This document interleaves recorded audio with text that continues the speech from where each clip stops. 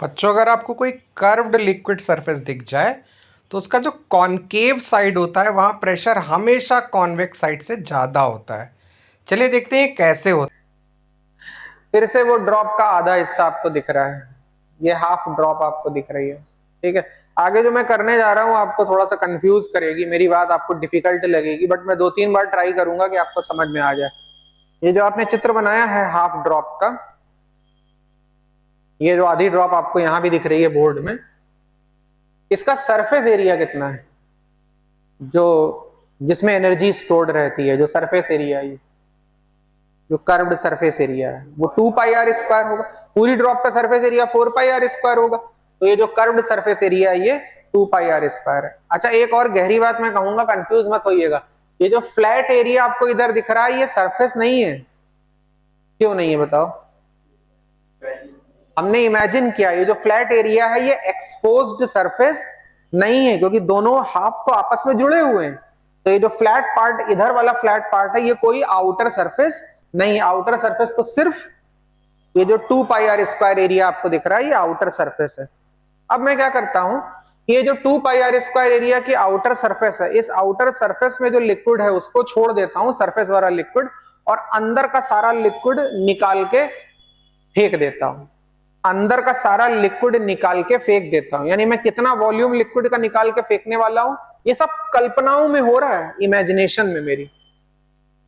2/3πr³, 2/3πr³ जो वॉल्यूम है लिक्विड का, वो मैं निकाल के नाली में बहा दूंगा, तो बचेगा क्या? बचेगा सिर्फ 2πr² एरिया की सरफेस। अब बची प्योर सरफेस, और अंदर क्या दिखेगा आपको? भीतर अंधेरा, अंदर अब कोई लिक्विड नहीं है। 2/3πr³ वॉल्यूम का लिक्विड आपने बाहर निकाल के नाली में बहा दिया। अब आपको सिर्फ 2πr² एरिया की कर्व्ड सरफेस दिख रही है। इसकी कोई एनोलॉजी दो, रियल लाइफ एनोलॉजी।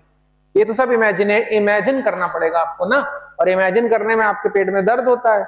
आपको एक्चुअली में रियलिटी में कुछ चाहिए या नहीं? तुमने जैसे ही बोला अचानक मेरे को ये याद आ गया है ड्रॉर में। तुमने बोला मेरे को, मगर ये ड्रॉर याद आ गया। ये क्या है? ऐसे समझ लो कि ये कोई सॉलिड बॉल थी, फिर मैंने इसका हाफ किया, और हाफ करने के बाद भी अंदर का माल फेंक दिया, तो सिर्फ 2πr² एरिया की क्या बची? सरफेस। अब जब सिर्फ सरफेस बची, तो ये सरफेस इस तरफ से देखने पे आपको कॉनकेव दिखेगी और इधर से देखने पे कॉन्वेक्स। आप कॉनकेव और कॉन्वेक्स समझते हैं ना? सब समझते हैं कॉनकेव और कॉन्वेक्स क्या होता है। तो ये इधर से कॉनकेव है और इधर से कॉन्वेक्स है। मैं इसकी एक एनोलॉजी देना चाहता था। आपके घर में वाटरमेलन आया, तरबूज, बिल्कुल स्फेरिकल है, बढ़िया एकदम स्फीयर शेप, स्फेरिकल। आप उसको बीच से एकदम आधा काट लीजिए, तो हाफ वाटरमेलन। ठीक है, फिर क्या करिए कि वाटरमेलन का जितना रेड पार्ट है, जो खाने योग्य पार्ट है, आधा वाटरमेलन तो फ्रिज में रख दीजिए, वो तो मम्मी पापा खाएंगे। अब जो आधा वाटरमेलन आपने काटा है, आधा, उसका जो रेड वाला पार्ट है, उसको स्कूप से, चम्मच से या फोक से निकाल निकाल के घंटे भर में धीरे धीरे खा जाइए। अब क्या बचा? जो हरा हरा कड़ा कड़ा, क्या, जो छिलका है बाहर का, बस वही बचा।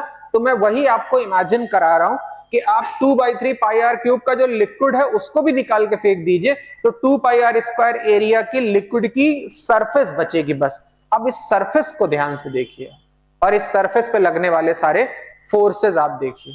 ठीक है, तो अगर आप इस सरफेस को देखेंगे तो इस सरफेस पर फिर से वैसे ही T×2πr के फोर्स से ये जो घेरा है, ये जो 2πr लेंथ की लाइन है, इस लाइन को T×2πr से वैसे ही खींचा जा रहा है। इसके भीतर, ड्रॉप के भीतर जो प्रेशर है वो मान लीजिए P2 है, तो P2×πr² के फोर्स से इस हाफ पार्ट को -x डायरेक्शन में पुश किया जा रहा है। बाहरी दुनिया में प्रेशर अगर P1 है, तो P1×πr² के फोर्स से इस हाफ को +x डायरेक्शन में पुश किया जा रहा है। अब की बार मैंने अंदर और बाहर प्रेशर को P1 और P2 से रिप्रेजेंट किया है, वो P और P0 की बजाय P1 और P2 से रिप्रेजेंट किया है। अब इस हाफ पार्ट, ये जो हाफ सरफेस है, इस पे फोर्सेस बैलेंस करने जा रहा हूं, आप मेरा साथ दीजिएगा, मैं फोर्सेस बैलेंस करने जा रहा हूं। तो ये हो जाएगा pi r square P2 minus pi r square P1 ये, और ये डिफरेंस बराबर होगा T इंटू 2 पाई आर। नया कुछ नहीं आएगा, वही रिजल्ट आएगा लेकिन एक नए कॉन्टेक्स्ट में। तो कुल मिला के ये आया, पाई से पाई कैंसिल कर दीजिए, आर से आर कैंसिल कर दीजिए, तो यहां से आ जाएगा P2 minus P1 is equal to, बताइए वही रिजल्ट आ जाएगा, कितना आएगा 2T अपॉन R। चाहे वैसे लिख भी दीजिए।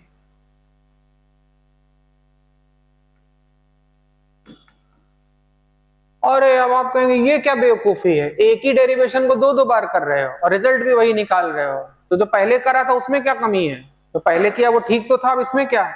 ये बच्चों वही रिजल्ट है, सब कुछ वही है, लेकिन सोचने का नजरिया बदल गया। अब मैं बता रहा हूं ये ज्यादा इंपॉर्टेंट है, ये ज्यादा इंपॉर्टेंट। अगर आपको कभी कोई लिक्विड सरफेस दिख जाए, सिर्फ सरफेस की बात कर रहा हूं, अगर अच्छा अभी आपके सामने जो है वो क्या है, वो सिर्फ प्योर सरफेस ही तो है, अंदर का जो लिक्विड है वो भी आपने निकाल दिया। तो अगर आपको कोई लिक्विड सरफेस दिख जाए और वो कर्व्ड सरफेस हो, एक होती है फ्लैट सरफेस, ये दीवार कैसी सरफेस है, फ्लैट सरफेस, फ्लैट सरफेस गई भाड़ में। अगर दुनिया में कोई भी सरफेस कर्व्ड है तो निश्चित रूप से उसका एक कॉनकेव साइड होगा और एक कॉन्वेक्स साइड होगा। तो एक लॉ है सरफेस टेंशन का कि अगर आपको कोई लिक्विड सरफेस दिख भर जाए तो उसके कॉनकेव साइड में प्रेशर हमेशा कॉन्वेक्स साइड से ज्यादा होगा। अब ये बड़ी जनरल बात, अब ये बात सिर्फ ड्रॉप के लिए नहीं है, अब ये बहुत जनरलाइज कर दी मैंने बात। अगर आपको दुनिया में कभी भी कोई लिक्विड की क्या दिख जाए, सरफेस दिख जाए, लिक्विड की सरफेस दिख जाए और वो कर्व्ड सरफेस दिख जाए, कैसी सरफेस, कर्व्ड सरफेस दिख जाए, तो कॉनकेव साइड में प्रेशर हमेशा कॉन्वेक्स साइड से ज्यादा होगा, ज्यादा होगा, ज्यादा होगा, ज्यादा होगा। कितना ज्यादा होगा, 2T/R। अब ड्रॉप की कॉन्टेक्स्ट में बात नहीं कर रहा हूं, अब मैं ड्रॉप की तो बात ही नहीं कर रहा हूं, मैं कह रहा हूं कि कोई भी आपको कर्व्ड लिक्विड सरफेस दिख जाए तो उसके कॉनकेव साइड में प्रेशर कॉन्वेक्स साइड के प्रेशर से 2T/R ज्यादा होगा। ये बिल्कुल रूल की तरह है। ओके, आप लिख लीजिए।